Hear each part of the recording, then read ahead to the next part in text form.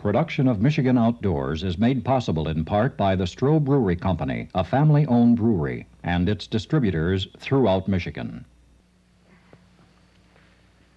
Hi there, come on in. I'm Fred Trost, along with Glenn Dutterer and Tom Cooley here. We're out at Rose Lake Wildlife Research Station, and we have a deer here who was brought in a year ago because it was a problem. The type of deer that you'd see behind a fence and say, oh, isn't that cute? Well, you know what happens to a deer when it's been in captivity, like you might want to raise it yourself? We're going to find out in just a moment. We're going to go in the cage with this deer, and it'll surprise you. Stay tuned. It's Thursday night. Time for Michigan Outdoors. From the rugged shore and woodlands of the north, it's history of copper mines and iron ore, the Great Lakes fisheries. To the farmlands of the southern counties, we'll look around again at all that waits the sportsman in the state of Michigan.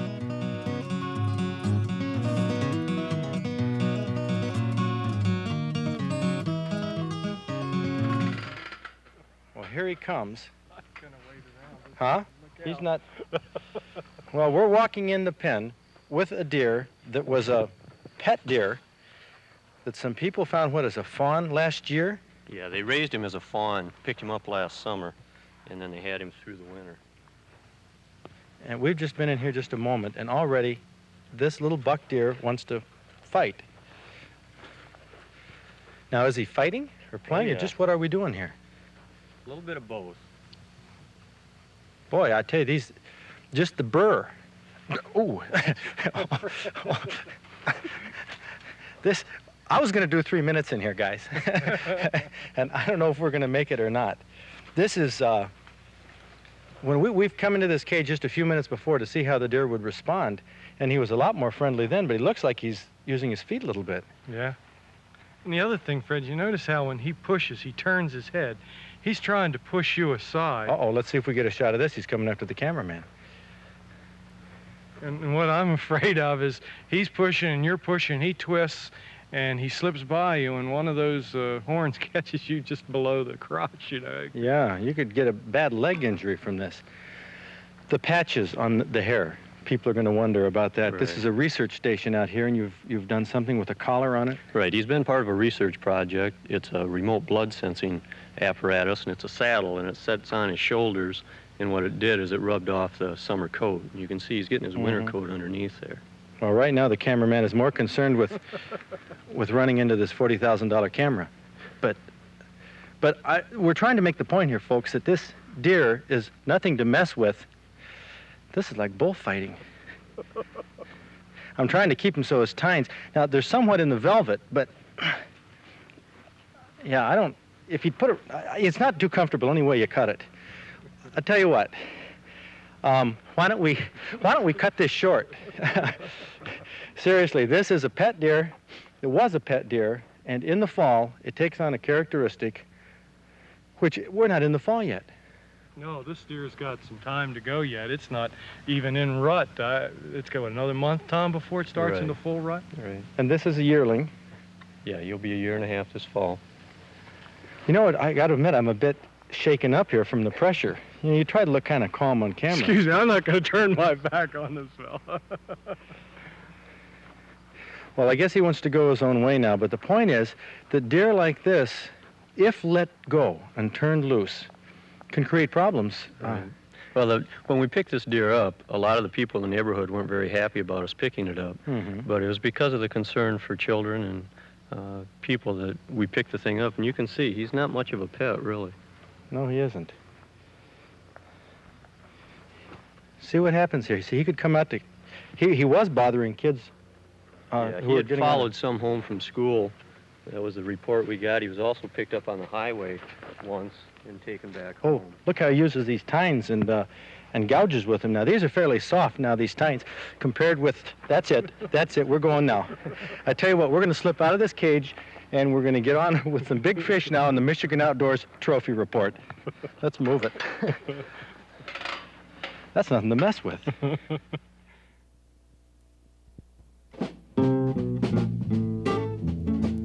This this is the last week on the Trophy Report that will feature fish that are not registered with the DNR's Master Angler program. And believe it or not, this fish didn't qualify. A sturgeon has to be at least 70 pounds for Master Angler. And this one, caught by Dave Donaldson of Utica, fell 18 pounds short. Dave caught it on a single night crawler drifting for walleye in the North Channel of Lake St. Clair with 15-pound test line. It took him 25 minutes to bring it in. What a thrill.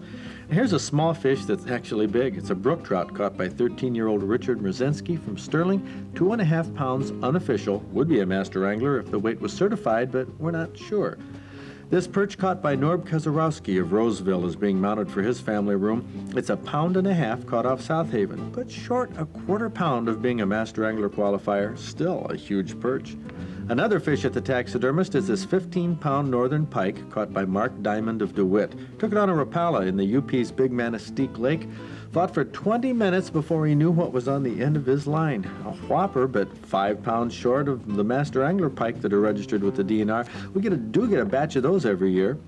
Now here's a couple of bass I told Joe Pilzusco that I'd put on the Trophy Report.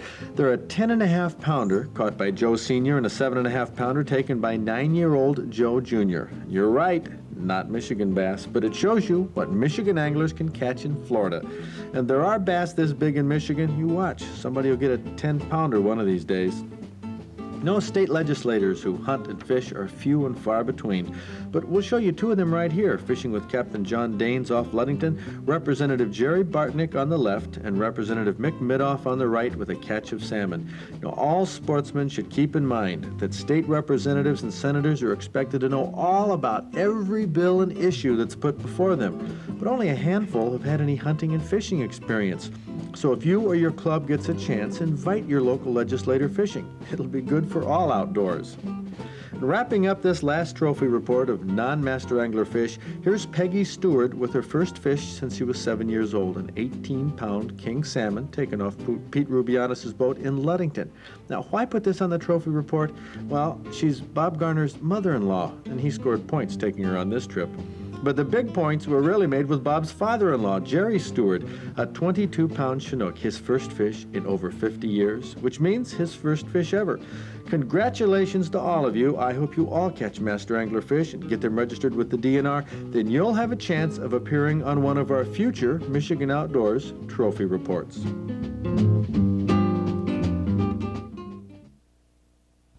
Well, Fred, I want to thank you for that because everybody can always use a few extra points with their mother-in-law.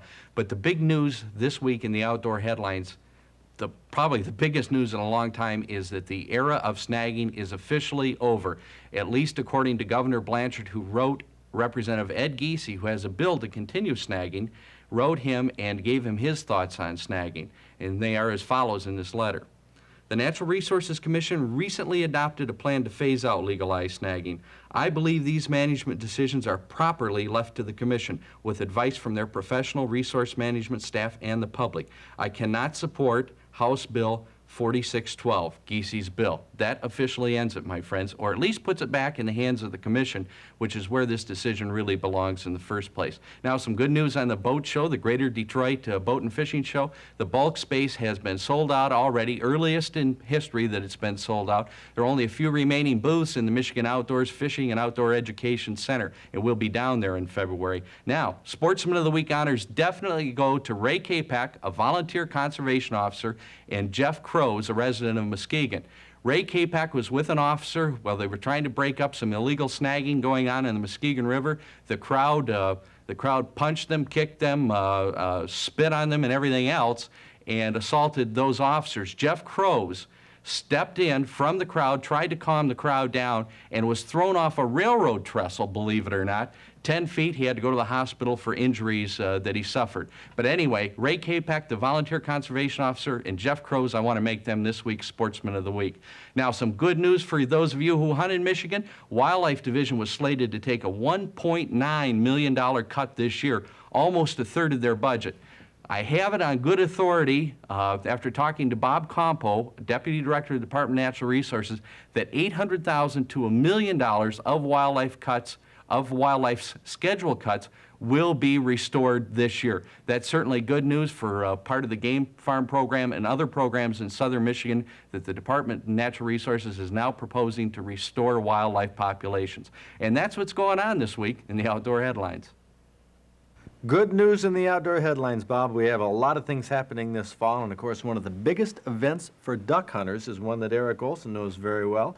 Eric, you're a duck hunter, you're the DNR Marine Safety Specialist, and where were you last weekend? At Point Mouillet at the Michigan Duck Hunters Tournament. That's right. Our cameras were there too, right down here at Point Mouillet, and let's go there for a report of the biggest duck hunting event of the season. And here's Bob Garat, who's the president of the Point Mouillet Waterfowlers, an organization that is co-sponsoring this with the Michigan Duck Hunters Association.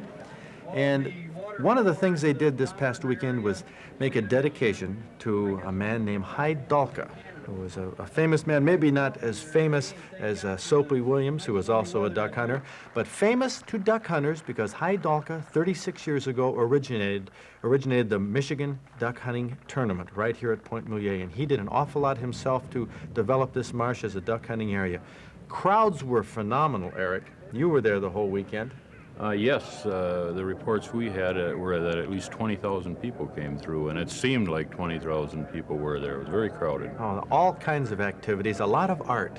Here are carvings of waterfowl, very popular. There were carvings and artwork, bronze castings, just some phenomenal work by Michigan's top artists. This is a big event that, of course, if you're not a duck hunter, you still may have heard about it. One of the big attractions in duck hunting is right there, man's best friend. Sure is. Everyone loves a lab. The dogs, they ran Labrador Retriever field trials, and of course, Labrador Retrievers are the mainstay for as far as dogs go to duck hunters. In this state, the most popular breed. And what we're looking at here is a double retrieve, 2 dummies thrown in the water, and this dog turns in an excellent performance. Excellent because in a marsh, this dog would be near flawless in retrieving a downed duck. 2 judges are watching right now. And what are they looking for, Eric? Well, they're looking for the control the handler has over the dog, the way the dog actually reacts in the water, and the way he reacts to situations in the water. These Labradors do this naturally. Jump in the water and retrieve. For the most part. Some of them you have to give a little help. You have to educate. Some of them are just natural hunters and natural retrievers. Now watch right here. The dog picks up the dummy and hands it to the handler. But this will show you the control the handler has on the dog. It sits down, and he's demonstrating that he has complete control over that dog. The dog remembers where that first dummy went. And I love the way the labs take off into the water. That's beautiful. So at Point Mouillet, the artwork, the crowds, a lot of selling of merchandise for duck hunters, specifically. Guns, decoys, all kinds of accessories and gadgets, new inventions. Equipment for dogs, handling, dummies, leashes, and of course dogs for sale too. There was quite a selection of dogs for sale at Point Mouillet this weekend. It was really interesting to see the different breeds. Now you breed Labradors. Labradors, yes. Two varieties, yeah, black and fox red, which is just really a dark yellow lab, but it is a definite red color. What does a good lab like that cost? Well, you can get a good lab for $100 and up. You're going to pay at least $100 for a good lab.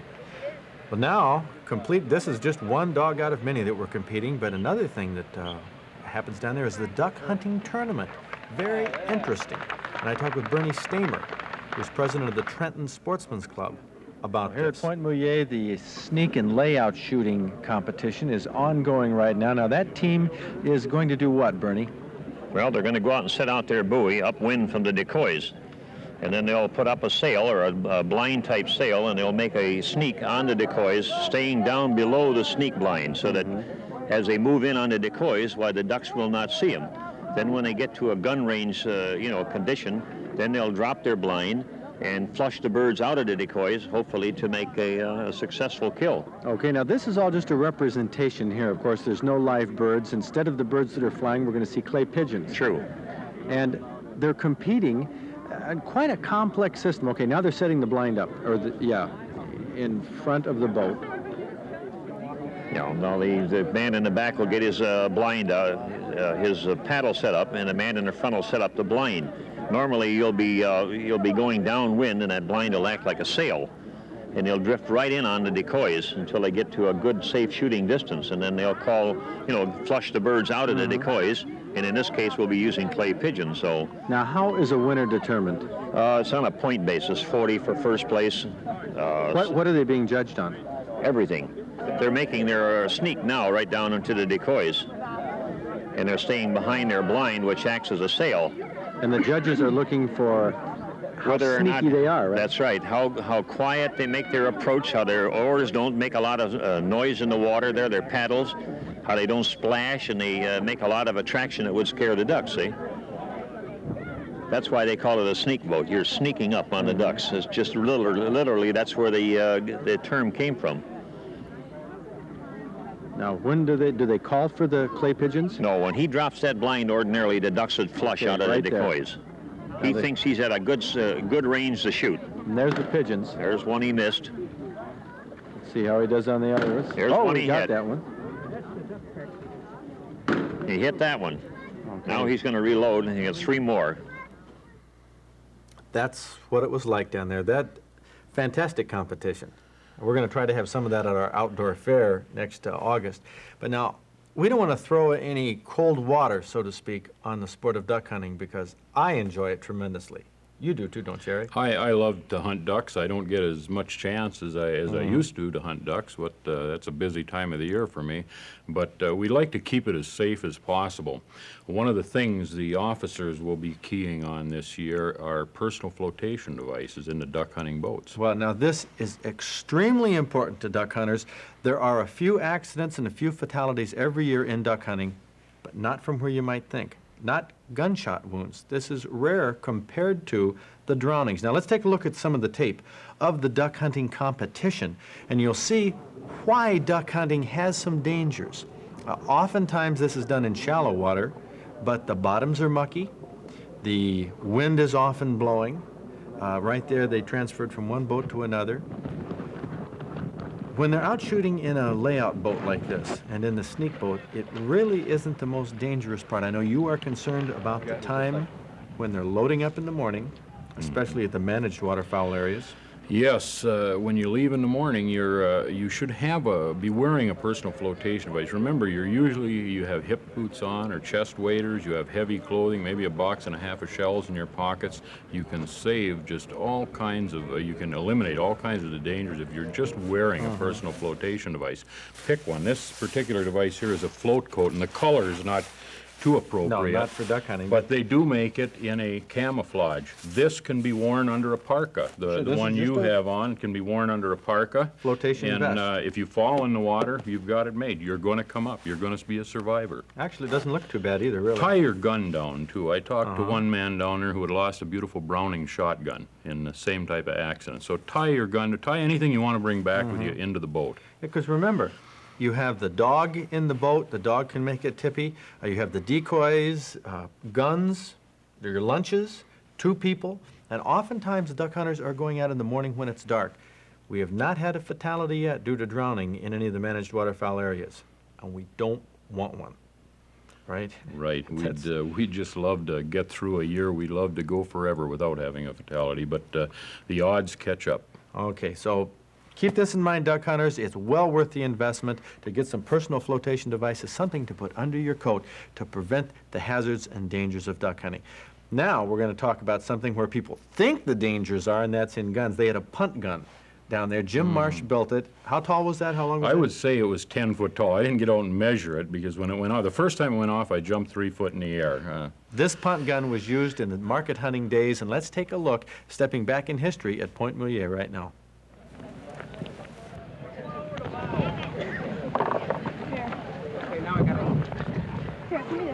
Take some down. How much powder are you putting in here?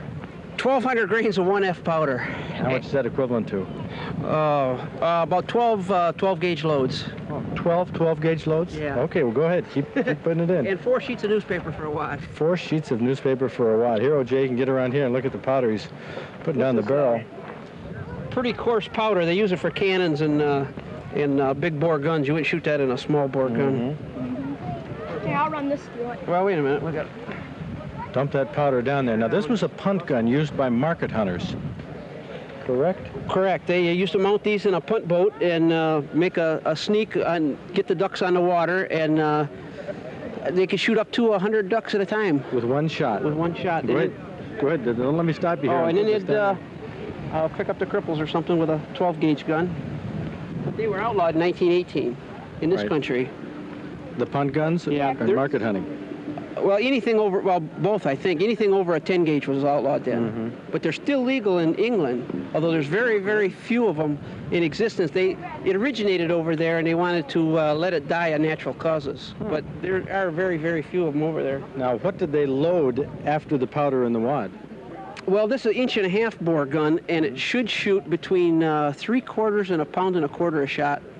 But they used to put all kinds of things in it, as I understand. Nuts, bolts. Well, according to a book I read, that was more fallacy, stories. Made a good story. Made a good story. But back in those days, the shot was cheap, and the nuts and bolts would mutilate the ducks too much because they used to sell them. And most of it was shot. Well, that's what this was about, market hunting. And you're going to be firing a shot here in tribute to Haidalki, yeah. When they dedicate his memorial over there, yeah. This will be something to see. This gives quite a kick. Oh yeah, there's quite a lot of smoke, and the skid scoots back a little bit. When they shot him in a boat, they used to use pine needles or in a burlap bag or straw. And if they didn't have something give, it would take out the back end of the boat. Oh, I bet. Yeah. Going to be interesting.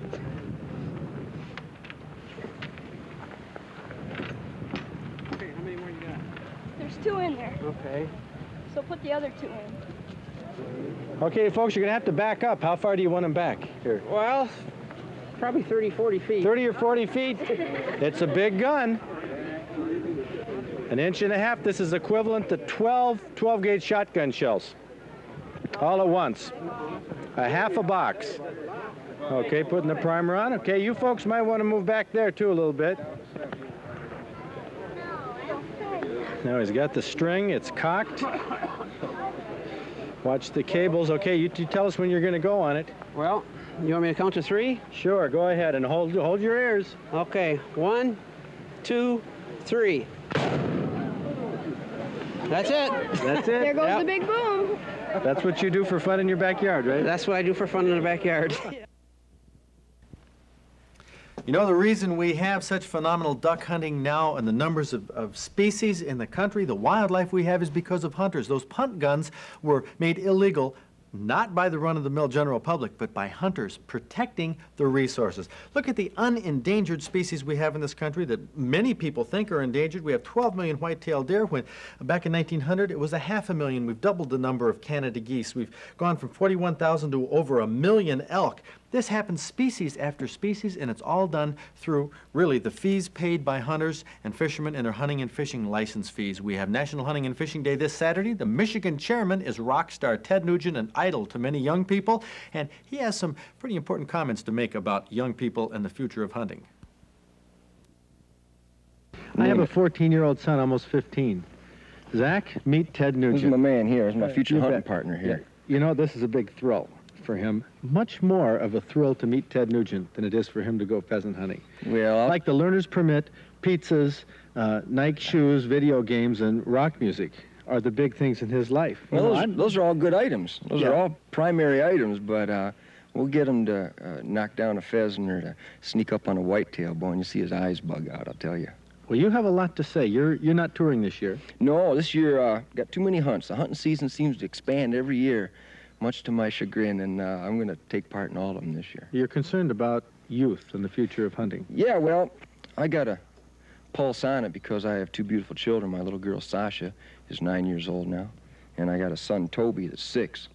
And Sasha shot a big 9-point buck out in Texas this year. Holy cow, 9-year-old girl? Yeah, I love it. And she put Dad in her place. And there's nothing more important to me than guiding my children. And I think to expose them to the out of doors, and their natural role as a predator is important to their development. And, it's all part of their life. And my son Zach will be beside me for many days this fall, deer season, duck season, and so on, and I encourage you to take your kids out hunting too. This National Hunting and Fishing Day in this poster is all made possible through the National Shooting Sports Foundation, and the best way you can contribute to the future of hunting and fishing is to support the DNR, buy your hunting and fishing licenses, because this is why we have the wildlife populations and the future of shooting sports that we're looking forward to today. Support National Hunting and Fishing Day, and now let's go to our Michigan Outdoors Outdoor Calendar.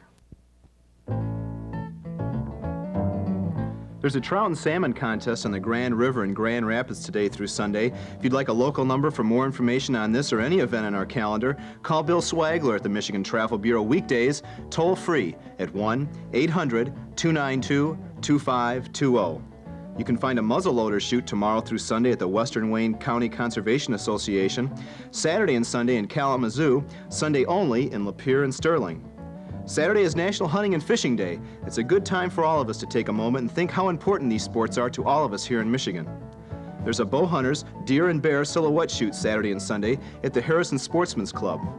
Handgun metallic silhouette shoots this weekend are in Alma, Durand, and Hastings. Sunday, trap shoots are at the Detroit Gun Club in Walled Lake and at the Jackson County Sportsman's Club in Jackson. There are turkey shoots on Sunday at the Howard City Conservation Club and at the Powers American Legion. This fall's bow hunters wishing to brush up on their skills can find a bow hunting clinic Wednesday at the Fowlerville High School. And in a few weeks, Michigan Outdoors starts its fall deer hunting workshops with Fred Trost and Glenn Dutterer. October 3rd at the Traverse City Twin Lakes Conference Center, and October 5th in Lachine at the Long Rapids Township Hall. Those are both from 7 to 10 p.m. Fred and Glenn will give you tips to increase your hunting skills, help you with field care of your deer, and answer questions on deer behavior. Watch for future announcements on Michigan Outdoors for a workshop near you. And that's the Michigan Outdoors Outdoor Calendar. And believe it or not, this weekend will be a good one for fishing. It always is at this time of year. Now, look back at some of the fish that were caught this summer, in the heat of the summer. Here, Lynn Cook from Holt caught this, maybe a 3-inch perch, sent us that picture, quite proud of that. Now, here's a fish I caught. That represents a day's fishing at Houghton Lake this August. Larry Molesky's pointing to the one I caught. Actually, the picture should have been taken this way, his dad with the walleye and me with the pumpkin seed. But I went out last Saturday with Ron Reed and look at this mess of bluegill we caught, and the one that I am holding is right here. Bluegill, one of my favorite fish. I'm going to have this one mounted. You could catch a bluegill like this weekend, maybe a bass like that. We'll see him in our Master Angler Trophy reports. Support hunting, fishing, the shooting sports. We'll see you here next week. Yeah. And the other thing, Fred, you notice how when he pushes, he turns his head. He's trying to push you aside. Uh-oh, let's see if we get a shot of this. He's coming after the cameraman. And what I'm afraid of is he's pushing and you're pushing, he twists, and he slips by you, and one of those horns catches you just below the crotch, you know. Yeah, you could get a bad leg injury from this. The patches on the hair, people are going to wonder about that. Right. This is a research station out here, and you've done something with a collar on it? Right, he's been part of a research project. It's a remote blood sensing apparatus, and it's a saddle, and it sets on his shoulders, and what it did is it rubbed off the summer coat. You can see he's getting his winter coat underneath there. Well, right now the cameraman is more concerned with running into this $40,000 camera. But production of Michigan Outdoors is made possible in part by the Stroh Brewery Company, a family-owned brewery, and its distributors throughout Michigan.